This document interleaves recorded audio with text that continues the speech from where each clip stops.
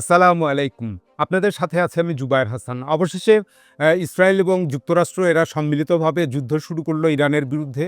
২৮ ফেব্রুয়ারি সকাল ৯টা ৩০ নাগাদ তেহরানে মুহুর্মুহুর হামলা করতে থাকে ইসরায়েলের মিসাইল, ক্ষেপণাস্ত্র এবং বিমানগুলো। এরপর কয়েক ঘন্টা পর যুক্তরাষ্ট্র ইসরায়েলের সাথে যোগ দেয়। তো ইসরায়েল এটা বলছে যে তারা বহিঃশত্রুর হুমকি থেকে মোকাবেলা করার জন্য অগ্রিম হামলা চালিয়েছে।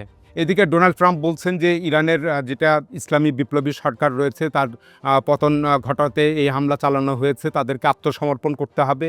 এ কারণেই এই যুক্তরাষ্ট্র ব্যাপক মাত্রায় ইরানের উপরে হামলা চালাচ্ছে এবং ডোনাল্ড ট্রাম্প বলেছেন যে তাদের লক্ষ্য শুধু রিজিম চেঞ্জ করাই নয়, ইরানের সামরিক সক্ষমতাটা নেভাল সেক্টরে এবং অন্যান্য সামরিক সেক্টরে এবং মিসাইল কর্মসূচি, পরমাণু কর্মসূচি এগুলো সম্পূর্ণভাবে ধ্বংস করে দেওয়া হবে। তো এটা ডোনাল্ড ট্রাম্প ঘোষণা করেছেন। তো এদিকে যখন ইসরায়েল হামলা চালালো ইরানের উপরে, তখন ভাবা হচ্ছিল যে খামেনি বা ইরানের প্রেসিডেন্ট কেউ নিহত হয়েছেন, কিন্তু বাস্তবে পরবর্তীতে দেখা গেল যে ইরানের সর্বোচ্চ নেতা আয়াতুল্লাহ খামেনি তিনি নিরাপদে আছেন, তাকে একটা গোপন জায়গায় স্থানান্তর করা হয়েছে এবং প্রেসিডেন্ট পেজেশকিয়ান ইরানের তিনিও নিরাপদ রয়েছেন। তো এভাবে বিষয়টা ফুটে উঠলো এবং ইরান যে পাল্টা হামলা চালাবে সেটা ধরেই নেওয়া যাচ্ছিল। তো সেই দিকটা পরে আসছি। এখন এই মার্কিন প্রস্তাবে যেটা বলা হচ্ছিল যে ইরান রাজি হয়েছিল, এখন ইসরায়েলের ইচ্ছাতে এই হামলাটা চলছে। আসলে এতদিন যুক্তরাষ্ট্র এবং ইসরায়েল তারা এই আলোচনার নামে প্রতারণা করেছে। এখন এই হামলার মাধ্যমে সেটা প্রমাণিত হতো। গত জানুয়ারি থেকেই যুক্তরাষ্ট্র বা ডোনাল্ড ট্রাম্প তারা একটা পায়তারা করছিল ইরানের উপরে হামলা চালানোর জন্য এবং অজুহাত হিসাবে বলা হচ্ছিল যে ইরানের সরকার বিরোধী বিক্ষোভ যেটা জানুয়ারিতে হয়, সেখানে অনেক লোক নিহত হয়েছে, এটা একটা অজুহাত। এই ইরানের ইউরেনিয়াম সমৃদ্ধকরণ তাদের এবং সেটার মজুদ স্টকপাইল করা এগুলো বৃদ্ধি করছে, আন্তর্জাতিক আণবিক সংস্থার নিয়মকানুনগুলো মানছে না। ইরানের ব্যালিস্টিক ক্ষেপণাস্ত্র কর্মসূচি এমনভাবে বিস্তৃত হয়েছে যে ডোনাল্ড ট্রাম্প তার ভাষায় তিনি দাবি করছেন যে এটা এখন যুক্তরাষ্ট্রতে আঘাত হানার মতোই ইরান সক্ষমতা অর্জন করেছে। তো এই সমস্ত অজুহাত এবং দাবি দাওয়া করা হচ্ছিল এবং আমরা দেখলাম যে গত ২৬ ফেব্রুয়ারি তৃতীয় রাউন্ড সুইজারল্যান্ডের জেনেভায় একটা বৈঠক অনুষ্ঠিত হলো এবং সেই বৈঠকটা সাকসেসফুল বলে উভয় পক্ষ থেকেই মোটামুটি একটা আভাস দেওয়া হচ্ছিল। কিন্তু এখন দেখা গেল যে এই আলোচনার আলোচনার মধ্যেই ইরান ইরানের উপরে হামলা চালালো যুক্তরাষ্ট্র এবং ইসরায়েল।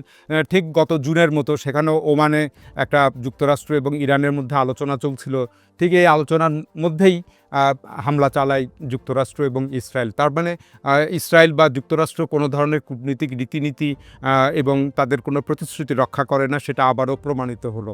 তো যে কথা বলতে চাচ্ছিলাম যে ইরানও পাল্টা হামলা শুরু করে এবং ইরান ইসরায়েলের অভ্যন্তরে মুহুর্মুহুর হামলা চালায়। তো ইসরায়েল ছাড়াও ইরান যে এবারকার স্ট্র্যাটেজি বা কৌশলটা নিয়েছে, উপসাগরীয় দেশগুলোতে অবস্থিত মার্কিন স্থাপনায় ব্যাপক মাত্রায় হামলা চালাচ্ছে ইরান। কুয়েত, কাতার, বাহরাইন, সৌদি আরবের রিয়াদ এবং জর্ডান এবং আরব আমিরাতে। তো বিশেষ করে ব্যাপক হামলা চালাচ্ছে কাতারের যে মার্কিন ঘাঁটি রয়েছে, আল উদায়েদ সবচেয়ে বড় মার্কিন ঘাঁটি। তো সেখানে সম্পূর্ণভাবে এই মার্কিন বিমান ঘাঁটিটা বা সামরিক ঘাঁটিটা ইরান ধ্বংস করে দিয়েছে। তো এই তথ্যটি সর্বপ্রথম প্রকাশ করেন জর্জ গ্যালাওয়ে। তিনি একজন ব্রিটিশ রাজনীতিবিদ এবং সোশ্যাল অ্যাক্টিভিস্ট ব্রিটেনের। তিনি এই দাবিটা করেছেন এবং সেখান থেকে এটা বিশ্বব্যাপী ছড়িয়েছে। এছাড়া বাহরাইনের উপরে একটা ব্যাপক হামলা করেছে ইরান। সেখানে অবস্থিত মার্কিন ফিফথ নাভাল ফ্লিট যেটা রয়েছে সেটাও প্রায় ব্যাপক মাত্রায় ধ্বংসপ্রাপ্ত হয়েছে। তো এভাবে ইরান যে কৌশলটা নিয়েছে, তারা এই মধ্যপ্রাচ্যের বা উপসাগরীয় দেশগুলোকে যারা মার্কিন মিত্র বা মার্কিন ঘাঁটি রয়েছে তাদেরকে একটা প্রাথমিক এই হামলাগুলোর মাধ্যমে ওয়ার্নিং দিয়েছে এবং এই দেশগুলো যদি যুক্তরাষ্ট্রকে নিবৃত্ত না করে তাহলে ইরান এই সমস্ত দেশগুলোর উপরে আরও ভয়াবহ হামলা করবে, এটা বোঝা যাচ্ছে এবং এই ঘোষণাটা ইরান আগেই দিয়েছিল। তো এতে অনেকে মনে করছেন যে ওই দেশগুলোর জনমত বা বিশ্বের অপর জনমত, মুসলিম জনগোষ্ঠীর জনমত ইরানের বিপক্ষে যাবে, কিন্তু এটা হবে না, বরঞ্চ এই জনমতটা ইরানের পক্ষে থাকবে। বিশেষ করে ইসরায়েলের বিরুদ্ধে যখন কেউ দাঁড়িয়ে যায় কোনো মুসলিম রাষ্ট্র, তো পুরো মুসলিম জনমতটা, বিশ্ব জনমতটা তার পক্ষে যায়। তো যুদ্ধের যে হতাহতের যে খবরটা, এটা পাওয়াটা খুব দুঃসাধ্য হবে সঠিকভাবে পাওয়া। কারণ ফগ অফ ওয়ার থাকে যুদ্ধের সময় এবং তথ্যযুদ্ধ শুরু হয়। ডিসইনফো ব্যাপক মাত্রায় ছড়িয়ে পড়ে এবং উভয় পক্ষই তাদের পক্ষে সপক্ষে বড় বড় দাবি করে থাকে। তো এটা যতই দিন গড়াবে ততই আমরা দেখতে পাবো। তবে এখন যেটা এই প্রাথমিকভাবে কয়েক ঘন্টার যুদ্ধে যেটা দেখা গেল যে ইসরায়েলে ব্যাপক মাত্রায় একটা হামলা করতে সক্ষমতা দেখিয়েছে ইরান, এবং এ কারণে ইসরায়েল আর বিভিন্ন শহরে যেগুলি স্পর্শকাতর এলাকা রয়েছে সেখান থেকে জনগণকে সরিয়ে যাওয়ার নির্দেশ দিয়েছে। এদিকে ইরানও তার রাজধানী তেহরান থেকে জনগণকে সরে যাওয়ার নির্দেশনা দিয়েছে। তার মানে একটা ব্যাপক মাত্রায় যুদ্ধ শুরু হয়েছে, এটা বোঝা যাচ্ছে। তো ইরান এই যুদ্ধে একটা শুরুতে একটা ব্যাপক সক্ষমতা দেখিয়েছে। এর বড় প্রমাণ হচ্ছে যে দিনের বেলায় ইরান আক্রমণ করেছে। এর আগে ইরান কখনো দিনের বেলায় এইভাবে মিসাইল বা ড্রোন হামলা করেনি। তাহলে এটা ইরানের সক্ষমতা প্রদর্শন করে। সাধারণত হামলাগুলো রাতে হয়। তো ইরান পরবর্তী কয়েক ঘন্টার মধ্যে রাতের বেলায় যে হামলাগুলো চালাবে বা আগামী দিনগুলোতে, সেগুলো হবে আরও ভয়াবহ, এবং এতে মার্কিন যুক্তরাষ্ট্র এবং তার সামরিক স্থাপনা এবং ইসরায়েলের বিভিন্ন সামরিক স্থাপনায় আরও তারা ক্ষতিগ্রস্ত হবে। তো যুক্তরাষ্ট্র এবং ইসরায়েল যে টার্গেটটা নিয়েছে, তাদের এই হামলার লক্ষ্য হলো ইরানের রিজিম চেঞ্জ করা এবং সেখানে একটা অনুগত পুতুল সরকার বসানো। তো এভাবে মধ্যপ্রাচ্য জুড়ে অনুগত পুতুল সরকার বসিয়ে একটা গ্রেটার ইসরায়েলের যে স্বপ্ন দেখে ইসরায়েলি কর্তৃপক্ষ, তো সেই স্বপ্নটার দিকে তারা এগিয়ে যাবে। এখানে সরাসরি ভূখণ্ড দখলের মাধ্যমে তারা গ্রেটার ইসরায়েল প্রতিষ্ঠা করতে চাইবে না, বরঞ্চ পুতুল সরকার বসিয়ে তারা গ্রেটার ইসরায়েল তৈরি করবে। কিন্তু এই গ্রেটার ইসরায়েল এভাবে পুতুল সরকার প্রতিষ্ঠা করেও সম্ভব না। কারণ হচ্ছে যে যারা এই গ্রেটার ইসরায়েলের স্বপ্ন দেখছেন, তাদের মনে রাখা উচিত যে পৃথিবী কখনোই কোনো কালেই পুরনো যুগে ফেরত যায় না। পৃথিবী দিন দিন এগিয়ে যায়। তো এটা গ্রেটার ইসরায়েল কখনো সম্ভব না, এটা আগামীতে প্রমাণ হবে। তো ইউএসএ যখন খুব প্রচণ্ড শক্তিশালী ছিল, সেই 2001-2003 সালে যখন আফগানিস্তান এবং ইরাক দখল করলো, তারপরেও কিন্তু যুক্তরাষ্ট্র ওই শক্তিশালী অবস্থার মধ্যেও তারা পরাজয় বরণ করে। তখন মানে একচ্ছত্র আধিপত্য ছিল দুনিয়াব্যাপী ইসরায়েলের এবার যুক্তরাষ্ট্রের। তো তখনও পারে নাই, কিন্তু এখন এটা পারা আরও অসম্ভব। এবং বর্তমানে আমরা দেখতে পাচ্ছি যে ইউরোপের সাথে যুক্তরাষ্ট্রের যথেষ্ট বিভেদ তৈরি হয়েছে। এই ইউরোপের দেশগুলো ঠিক ওই আফগানিস্তান বা ইরাকের হামলার মতো সহায়তা করবে না মার্কিন যুক্তরাষ্ট্রকে। আর এদিকে 25 বছর আগে যে চীন এবং রাশিয়া ছিল, তারাও আর সেই অবস্থা নাই। পৃথিবীটা বদলেছে, তারাও অর্থনৈতিক এবং সামরিকভাবে পৃথিবীতে একটা ব্যাপক প্রভাব বিস্তার করছে। তো এক্ষেত্রে যুক্তরাষ্ট্র এবং ইসরায়েলের যে যুদ্ধ কৌশলটা, তারা রিমোট বা দূরবর্তী অঞ্চল থেকে তারা বিমান এবং মিসাইল হামলা চালাতে থাকবে। ইরানের উপরে তারা গ্রাউন্ড ফোর্স পাঠাবে না। যদি গ্রাউন্ড ফোর্স পাঠায় তাহলে তাদের সৈন্যের হতাহতের সংখ্যা বাড়বে, তখন মার্কিন জনমতটা ঘুরে যাবে, সম্পূর্ণ ডোনাল্ড ট্রাম্পের বিপক্ষে চলে যাবে। এছাড়া অর্থনীতি যদি ক্ষতিগ্রস্ত হতে থাকে, তখনও এই মার্কিন জনমতটা ডিসফেভারে যাবে ডোনাল্ড ট্রাম্পের। সুতরাং যুদ্ধ যদি দীর্ঘস্থায়ী হয়, তাহলে সেক্ষেত্রে মার্কিন অর্থনীতি ক্ষতিগ্রস্ত হবে এবং ভেতর থেকেই মার্কিন যুক্তরাষ্ট্রের ভিতর থেকেই যুদ্ধ বিরোধী একটা তীব্র বিক্ষোভ সমাবেশ এবং এটাকে বাধা দেওয়ার যতগুলো পন্থা অবলম্বন করা যায় সেটা শুরু হবে। আর ইরানের এই ক্ষেত্রে যে যুদ্ধ কৌশলটা হলো, তারা অসম যুদ্ধের কৌশল, অ্যাসাইমেট্রিক ওয়ার, যারা একটু কম জোর থাকে তারা এই প্রচলিত যুদ্ধের বাইরে গিয়ে অপ্রচলিত স্টাইলে যুদ্ধ করে।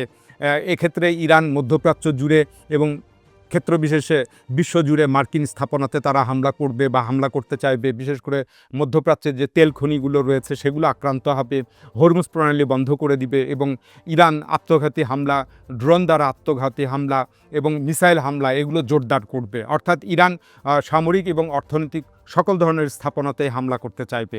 আর ইরান আরও একটা কৌশল নেবে, সে তার প্রক্সিগুলোকে ব্যবহার করবে। আমরা জানি যে সেই ইয়েমেনের হুথি, এই আনসারুল্লাহ হুথি যে সশস্ত্র গোষ্ঠীটা রয়েছে, তারা জড়াবে। ইরাকের একটা শক্তিশালী গোষ্ঠী রয়েছে ইরান সমর্থিত শিয়া গোষ্ঠী কাতাইব, এই কাতাইব যোদ্ধারাও তারা হামলা চালাবে। বিশেষ করে উত্তর ইরাকে যেখানে মার্কিন ঘাঁটিগুলো রয়েছে সেখানে তারা হামলা করবে এবং অলরেডি হামলা শুরু হয়েছে ইরবিল প্রদেশে। এই জায়গাগুলোতে এই কাতাইব বাহিনী খুব স্ট্রং একটা ইরাকের শক্তিশালী বাহিনী, ইরান সমর্থিত। এছাড়া লেবাননের হেজবুল্লাহ তারাও যুদ্ধ চালাবে এবং একটা ব্যাপক মাত্রায় এইভাবে যুদ্ধটা ছড়াবে। তো গত জুনে ইরানের এই যে 12 দিনের যুদ্ধ হয়েছিল, তো ইরানের এই প্রক্সিগুলো তারা কিন্তু নিউট্রাল ছিল, তারা সরাসরি যুদ্ধে নামেনি, কিন্তু এবার তারা যুদ্ধে নামবে বা নামছে। তো ইরান বাইরে থেকে কোন দেশগুলো সাহায্য পাবে সেটার একটা বিশ্লেষণ চলছে, অনুমান চলছে। স্বভাবতই চীন এবং রাশিয়া এরা ইরানকে সাহায্য করবে। এর কারণ হচ্ছে ইরান এবং রাশিয়া এই উভয় দেশের অর্থনৈতিক স্বার্থ জড়িয়ে রয়েছে ইরানের সাথে। এবং সম্প্রতি আমরা দেখতে পেয়েছি যে বিভিন্ন খবরের মাধ্যমে জানতে পেরেছি যে এই ইরানকে চীন এবং রাশিয়া তারা মিসাইল সরবরাহ করেছে। তবে এই সাহায্যটা কখনো প্রকাশ্যে হবে না, এগুলো গোপনে চলতে থাকবে। যুদ্ধ যত দীর্ঘস্থায়ী হবে এবং ইরান যদি টিকে থাকতে পারে, তাহলে এই সাহায্যগুলো আগামী দিনে আরও বেশি আসবে। ঠিক আফগানিস্তানে যেরকম 20 বছর ধরে এই আফগানিস্তানের যে প্রতিবেশী যে দেশগুলো ছিল, ইরান, পাকিস্তান, চীন এবং তাজিকিস্তানের মাধ্যমে রাশিয়া, তারা ব্যাপক মাত্রায় এই তালেবানদেরকে গোপনে সাহায্য দিয়েছিল সামরিকভাবে, যার ফলে 20 বছরের যুদ্ধে সেখানে মার্কিন যুক্তরাষ্ট্র হেরে যায়। তো এখন আরেকটা কথা এখানে আসবে যে এই রিজিম চেঞ্জ যদি সম্ভবও হয়ে যায়, তাহলে পরিস্থিতি কী হবে। তো এই ক্ষেত্রে সহজেই বলা যায় যে পরিস্থিতি আরও ভয়াবহ হবে। একটা সিভিল ওয়ার চারিদিকে মধ্যপ্রাচ্য জুড়ে এবং এন্টায়ার যে বেলটা আছে, ইরানের আশেপাশে প্রায় 6-7টি দেশ আছে, সেগুলো অস্থিতিশীল হবে এবং ইরানে কোনো স্থিতিশীল সরকার প্রতিষ্ঠিত হতে পারবে না এবং মার্কিন কোনো অনুগত সরকার সেটা টেকসই হবে না।